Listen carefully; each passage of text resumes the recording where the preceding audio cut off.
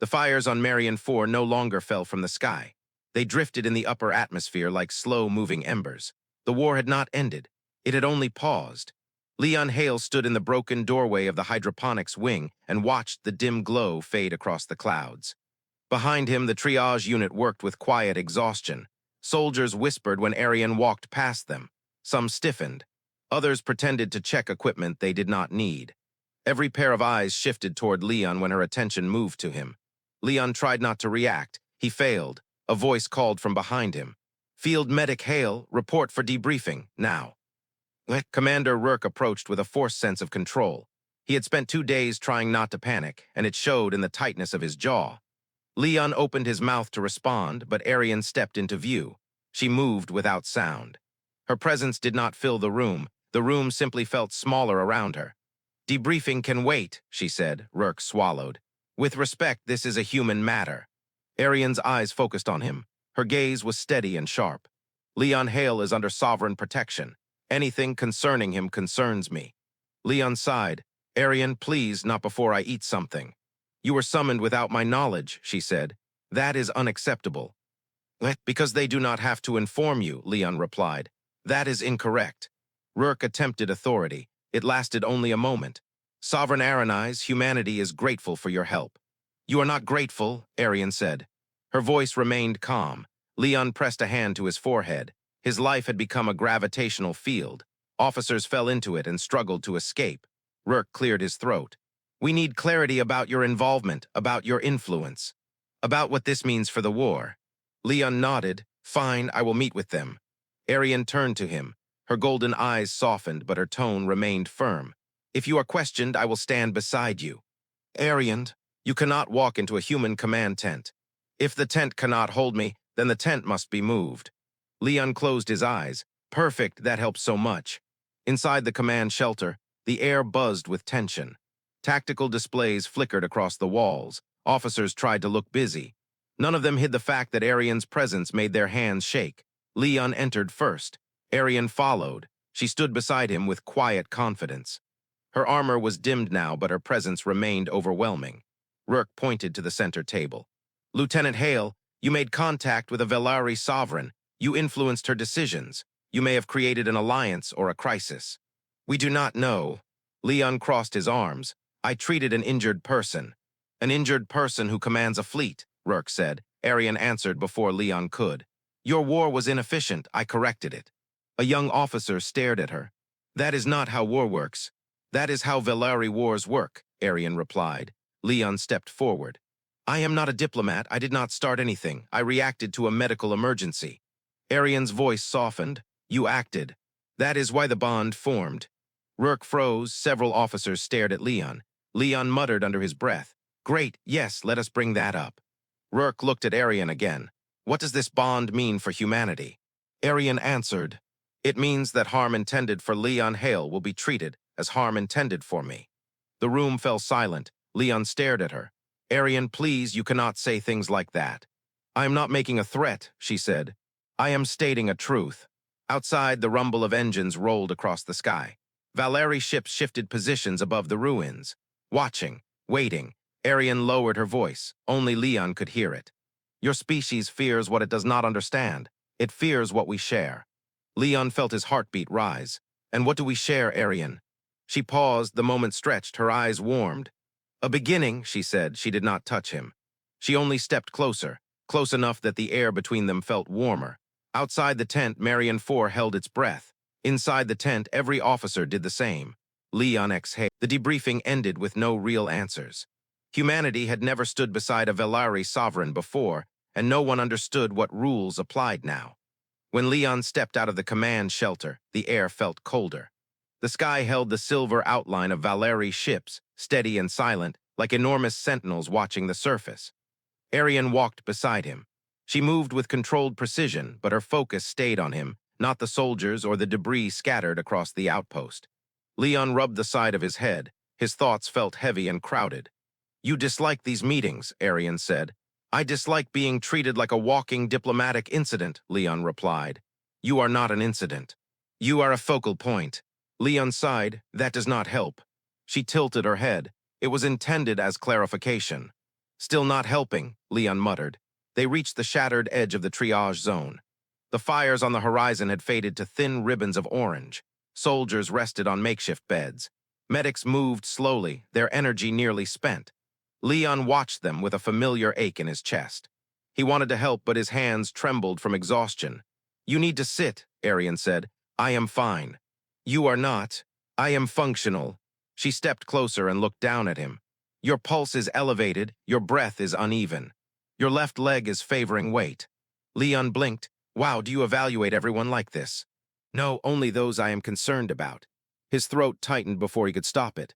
"Arien, I am fine, really." "Sit," she said again. He sat on a broken metal support beam. Arien lowered herself across from him with the same graceful control she showed in battle. Her armor glowed faintly, the light shifting like quiet breath. "You recovered quickly," Leon said. "Faster than I expected." "That is because you stabilized me correctly," she said. "That level of precision is rare. Saving people is my job." Arien's gaze did not move. "No, you go beyond what is required. That is why the bond formed." Leon looked away. Compliments never sat comfortably on him. Anyone would have done the same. "That is incorrect." The certainty in her voice made him pause. He lifted his eyes to meet hers. "Arien," he said, "tell me what the council meant yesterday about the bond." Her posture remained still, but something softened around her eyes. "Vaelari culture is built on discipline. Personal connections are uncommon. They create vulnerability. Vulnerability affects command, so we do not form them easily." Leon hesitated. "But you formed one with me." "Yes. Why?" She studied him with a depth that made him swallow. "Because," she said, "you touched me without fear. You treated me as a life in danger, not as a symbol, not as a weapon, not as a sovereign. That had not happened to me in many years." Leon let out a slow breath. "I didn't know who you were, and that is the reason it mattered." He opened his mouth to speak, but a low hum cut through the air. Leon turned toward the sky. A Vaelari transport ship descended through the smoke, its surface gleaming with silver threads of energy. It moved with quiet authority like a creature born from the clouds. Arien rose in one smooth motion. "They are here for us." "For us," Leon echoed. "The council has summoned you," Arien said. "They wish to speak with you directly." Leon stared. "Me? Why me?" "Because you altered my direction," she said, "and they must understand how." Leon stood slowly. "I am just a medic." Arien stepped closer. "You must stop saying that." He exhaled, "Even if it is true." "It is not," she said. The transport landed with a soft pulse of energy. Its doors unfolded, revealing a bright interior of living silver and quiet power. Arien extended her hand toward him, her voice lowered. "Come with me." Leon looked at her hand, then at the ship, then back at her eyes. "Do I have a choice?" "You always have a choice," Arien said. "That is what makes this bond unique." Her tone changed on the last word, softer, warmer. Leon reached out and placed his hand in hers. Her grip was steady and warm, like something. The transport ship broke through the upper atmosphere with a soft vibration. The sky shifted from smoke-stained red to a pale silver glow. Leon steadied himself as the interior lights adjusted around them. The metal walls seemed alive, moving like quiet waves beneath his fingertips. Arien stood near him, calm and composed, as if traveling between worlds was a daily routine. Leon tried not to stare, but every time he looked at her, he remembered the single truth he still struggled to accept. He was traveling with a sovereign. He exhaled. "I hope your people are less dramatic than the ones on Marion 4. "They are not," Arien said. "That is not comforting." Arien's ears tilted slightly. "I am informing you of reality." Leon rubbed his forehead. "You could lie just once for morale." "I do not lie," she replied. "Fantastic." The ship slowed and began a smooth descent. A soft hum filled the cabin as the floor shifted into landing mode. Leon stepped closer to a window. A vast planet filled his view. Shades of silver, deep blue, and crystalline white stretched across the horizon. Mountains curved like polished obsidian. Rivers glowed faintly as if light flowed through them instead of water. Vaelari Prime. Nothing about it felt natural. Everything felt intentional. Designed, ancient. A quiet voice came from behind him. "You are holding your breath." Leon blinked. "I didn't notice." Arien stepped beside him. "Many humans react this way. Vaelari Prime is overwhelming the first time." "That is one way to describe it," he whispered. The ship touched down on a circular platform suspended over an endless canyon. Bridges and towers spiraled upward, their surfaces glowing with soft geometric patterns. Vaelari figures moved across the platforms, their motions calm and fluid. Their armor reflected the sky like mirrors. Leon swallowed. "They look like you." "They do not," Arien said, "but they try." The ramp lowered. Cold, clean air brushed against Leon's face. Arien moved first. Soldiers bowed their heads as she passed. Their movements were crisp and synchronized. Leon followed a step behind her, awkward and painfully aware he did not belong here. A Vaelari guard approached. His armor shimmered with pale gold accents. "High Commander Valarys, the council awaits your arrival." Arien nodded. "We will proceed." Leon's heart thumped harder when the guard's gaze fell on him. The man studied him for several seconds, eyes narrowing slightly. "This is the human," the guard said. "Yes," Arien replied. "He is ordinary."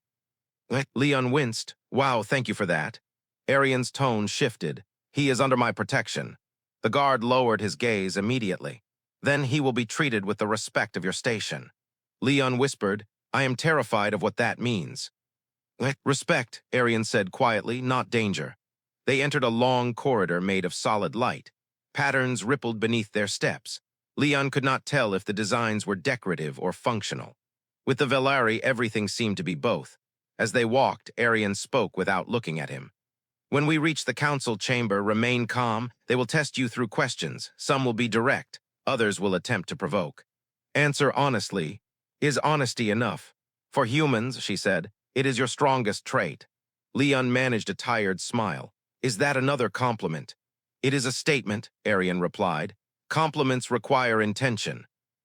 They reached a set of towering doors that dissolved into mist as they approached. The chamber beyond was a circular hall filled with soft blue light. The council stood in a semicircle. Their armor was more intricate than Arien's, their presence heavier, as if the air itself adjusted to accommodate them. Arien stepped forward with controlled poise. Leon remained close behind her. The council observed him with analytical stillness. The elder counselor spoke first. "Human Leon Hale, you have been summoned to answer for your influence on our sovereign." Leon swallowed. "I didn't influence her, I just did my job."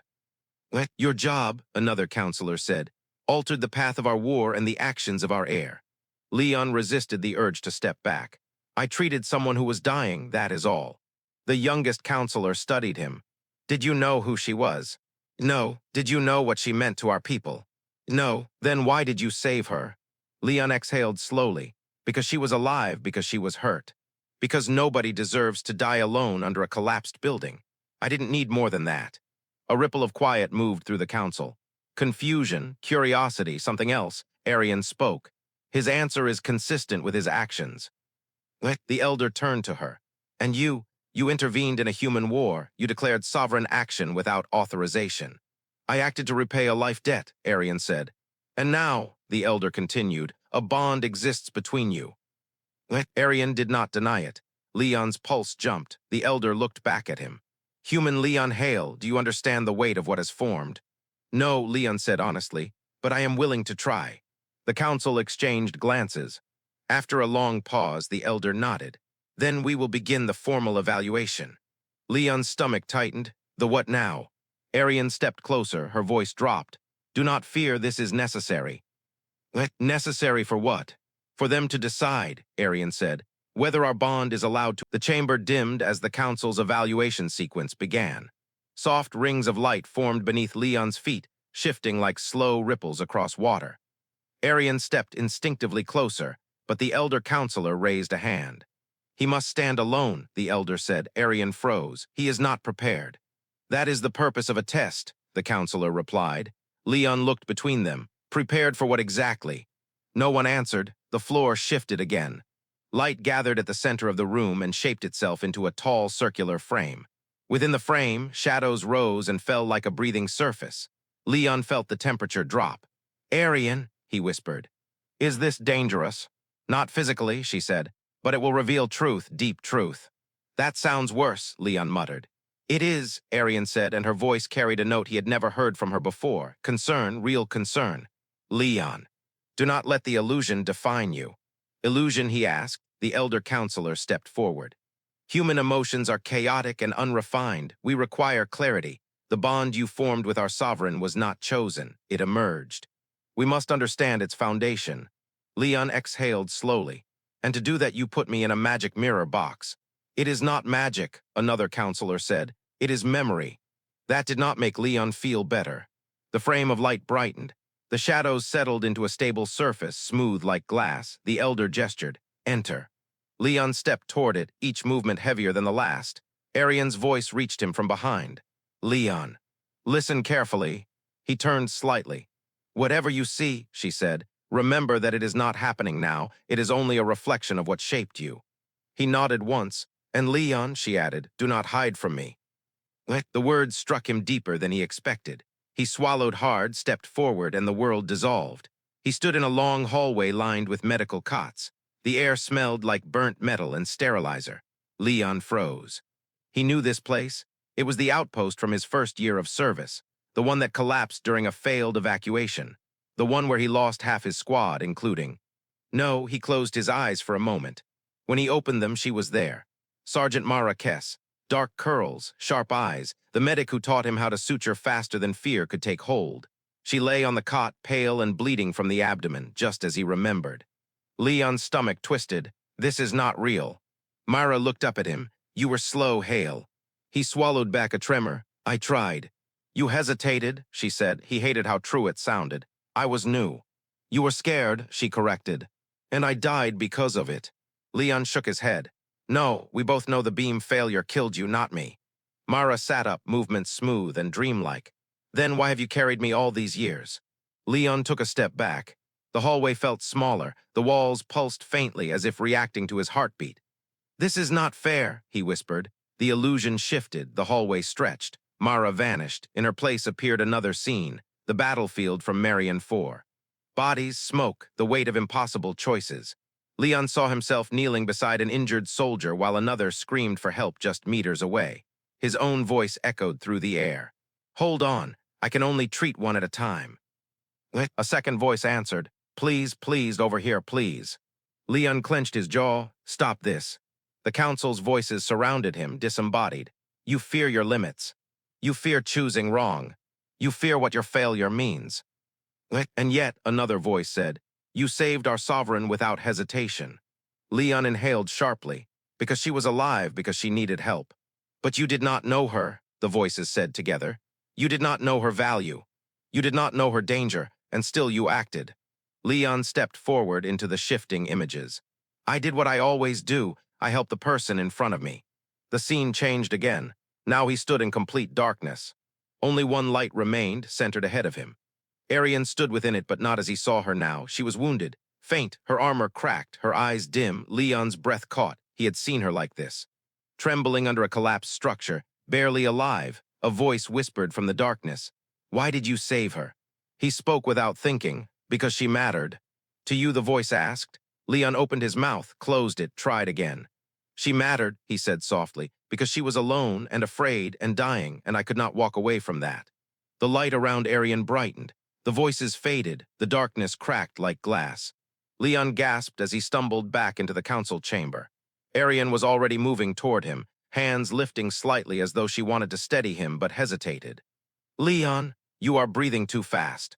I am fine, he said. You are not. He forced himself to meet her eyes. What he saw there startled him. Worry, real and unmasked. One of the counselors spoke. Your fear does not rule you. Your guilt shapes you but does not control your actions. You choose compassion even when memory warns you against it. Another nodded. This is the foundation of the bond. Leon's pulse slowed. The chamber lights shifted again. This time the glow rose from the outer walls instead of the floor. The color changed from soft blue to a deep silver tone. The temperature dropped enough that Leon felt the chill along his arms. Arien stood at the center of the room. Her posture was controlled, her expression calm. But Leon saw the tiny signs she tried to hide, the slight tightening in her jaw, the subtle tension in her shoulders, a faint tremor in her breathing. The elder counselor spoke. High Commander Valarys, you are the sovereign heir, the shard-bearer. Your choices affect the fate of our people. Before we confirm this bond, we must determine whether your emotions compromise your command. Leon frowned. Compromise, what does that even mean? A sovereign must remain stable, another counselor said. Unshaken, beyond personal attachment. Leon took a step forward. Hold on, she is not unstable. Arien lifted her hand slightly. Leon, let them continue. He forced himself to stay silent. The elder continued. You entered a human war without authorization. You risked your life for a human medic. You revealed your identity. You declared sovereign intervention. These actions were not strategic. They were emotional. Arien's voice remained steady. They were necessary. Were they, the elder asked, or did the human influence your judgment? Leon felt heat rise in his chest. He opened his mouth, but Arien turned her head just enough for him to see her warning expression. Not yet. The chamber darkened. A ring of light formed around Arien. When she stepped into it, the air around her shimmered like heated metal. The council's voices echoed through the room. We will examine your resolve. We will examine your clarity. We will examine the part of you that changed. The circle of light brightened until Arien's figure became a soft outline. Leon watched, jaw tight, fists clenched. He hated this. He hated being separated from her like she was some kind of experiment. The room shifted again. This time Leon could see what she saw, or at least he thought he could. A battlefield formed around her, not Marion 4, somewhere colder, sharper. The sky glowed with harsh white light and the ground was covered in mirrored stone. Thousands of Vaelari soldiers stood in perfect formation. At the front, Arien stood younger, armor brighter, eyes harder. A voice echoed in her mind. What is a sovereign's duty? Victory, the younger Arien answered. And what is a sovereign's burden? Loss, and what must you never allow yourself to feel? There was a pause, attachment. The younger version of her did not hesitate, did not blink, did not question. Leon's heart sank. He whispered to himself, this is what they taught you.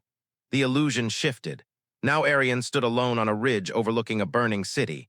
Her soldiers were evacuating civilians. A tower collapsed in the distance. She watched without moving. Without reacting, without fear or sorrow or anger, she was perfect. Cold, controlled, untouchable. But the Arien standing in the council chamber was not that person anymore. Leon knew it, the council knew it, and she knew it.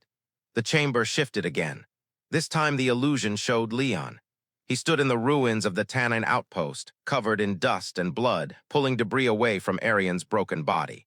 He moved with desperation and stubborn determination. His voice echoed softly, come on, stay with me, please stay with me. Arien inhaled sharply. Leon saw the flicker of emotion cross her face. The council noticed. Your bond creates instability, one counselor said. It weakens your discipline, another added. It makes you vulnerable, said a third. Arien's hands tightened at her sides, her breath deepened. But she remained silent. The illusion shifted again. Now she saw Leon standing alone in the dark. Hurt, bleeding, surrounded by enemy units. He called her name, not loudly, not desperately, just once, quietly. As if he did not expect help to come, she moved, not physically, not in the chamber. But inside the illusion, she moved toward him so quickly the entire scene blurred. The council spoke again. You react to him. Yes, Arien said. You break protocol for him. Yes, you risked your life for him. Yes, you would do so again. Her voice did not waver. Yes. Leon felt his chest tighten. He took a step forward without realizing it. The elder counselor's tone hardened. Then your bond compromises your sovereignty. Arien turned her head slightly toward the elder. No, it strengthens it. The council fell silent. Arien continued. Her voice was calm but carried a sharp, clear edge. A sovereign who feels nothing can break. A sovereign who fears nothing can fall. But a sovereign who values life will stand even when the world collapses. The lights around her brightened. My judgment was not clouded, Arien said. It was sharpened. The ground beneath her glowed more intensely, responding to her conviction. I intervened because it was right. I protected him because he mattered, not because he is human, but because he is Leon Hale. Leon froze. The council watched her with unreadable faces. The elder finally spoke. This is not the answer we expected. But it is the truth, Arien said. Leon felt the impulse to step to her side, but he held back. This was her trial, her voice. Her truth, the elder nodded slowly. Very well, the sovereign has spoken. The circle of light faded. Arien stepped out, breathing a little faster now. Leon moved to her without thinking. Arien, are you all right? I am, she said. The test is complete. The elder lifted. The council chamber fell into a long silence after the oath was spoken. The blue light above them softened into a warmer tone, almost gold. Leon felt the tension in the air drain away, little by little, until the room no longer felt like a tribunal. It felt like breathing again. The elder counselor finally stepped forward. "The bond is acknowledged," she said. "Its existence will stand." Leon exhaled, deeper than he meant to. Arien did the same, though hers was quieter, almost unnoticeable. Relief passed over her face like a small shift in sunlight. Someone who had faced battlefields without blinking looked shaken by this moment instead. The elder continued. "A sovereign who chooses connection must uphold it. A human who accepts such connection must understand the weight it carries." Leon nodded. "I understand." "Good, then the evaluation is complete." The lights returned to full brightness. The circular doors behind them opened. The council members stepped back into the shadows of the hall, dismissing them with a respectful tilt of the head. Leon stood still for a moment, steadying himself. Arien moved to his side and placed a hand lightly against his shoulder. It was not a dramatic gesture, not a claim, just contact, real and grounding. "Leon," she said softly, "it is finished." He let out a shaky laugh.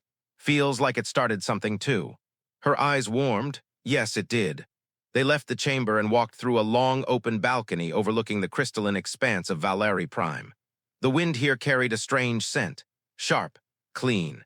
Like metal touched by sunlight, towers glowed in the distance. Rivers shone like threads of living energy. For the first time since arriving, Leon allowed himself to really look. "Your world is beautiful," he said. Arien looked out over it with a gaze both proud and sad. "It is my responsibility," she said, "and sometimes my burden."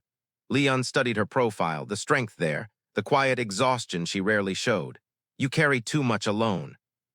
She turned toward him. "It is the way of a sovereign." "Maybe it doesn't have to be." Her expression softened at that. "You speak as though it is simple." Leon shrugged. "Most good things start simple, complicated comes later."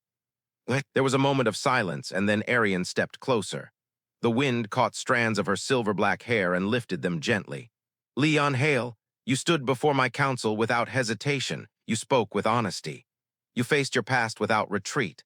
I have never known a human or any being who challenged fear as you do." "Trust me," Leon said. "I'm scared constantly." She tilted her head slightly. "Yet you still move forward." "That's because stopping usually makes things worse." A quiet flicker of amusement touched her eyes. "You simplify everything." "That's how I survive." "And how you change me," Arien said. Leon blinked. "Change you." "Yes." She stepped fully in front of him now. "Before you, my duty defined every part of me. My decisions were measured by strategy alone. My future was predetermined. But the moment you touched my arm beneath the rubble, everything changed. You treated me as someone, not something." Leon swallowed. Words failed him. Arien lifted a hand and let her fingers rest lightly against his wrist. Her touch was warm, intentional. "Our bond formed because you acted without calculation," she said. "But its strength continues because you see me, not the sovereign, not the warrior, me." Leon's voice came out lower than he expected. "I do." The wind carried their silence for several seconds. Arien lowered her hand but stayed close. "There is one more matter," she said. "Humanity." Leon blinked. "Humanity." "Yes. The council has decided that my intervention on Marion 4 must be followed by a diplomatic accord. A new agreement between our species. They have chosen an official representative." Leon tensed. "Who?" Arien held his gaze. "You." He stared at her. "Me. Arien, I'm a medic. I don't negotiate treaties." "You negotiated my life," she said. "That is more significant than a treaty." "That's not how diplomacy works." "It is now." Leon rubbed the bridge of his nose. "Your people really do rewrite rules whenever they feel like it." She nodded once. "Correct." Leon let out a soft laugh. "Okay, fine, but why me? Why not one of your own diplomats?"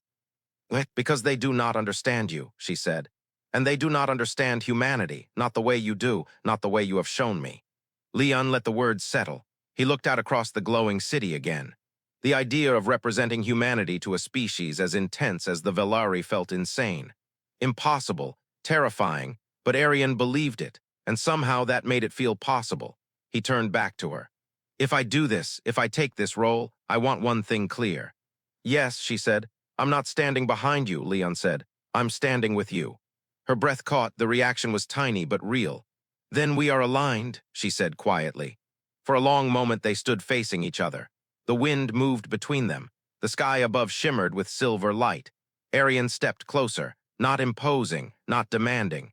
She simply existed in his space and the world felt steadier. "Leon," she said, "one more truth." He swallowed, "All right." Her fingers brushed his again, barely a touch, barely a whisper of contact. "You did not save a sovereign," she said. "You saved me." Leon felt something shift inside him. Small. Quiet, powerful. "Good," he said softly, "because I'd do it again." Arien's voice lowered to almost a whisper. "So would I." They stood there in the open balcony of a world born from crystal and light. Two figures who should never have crossed paths.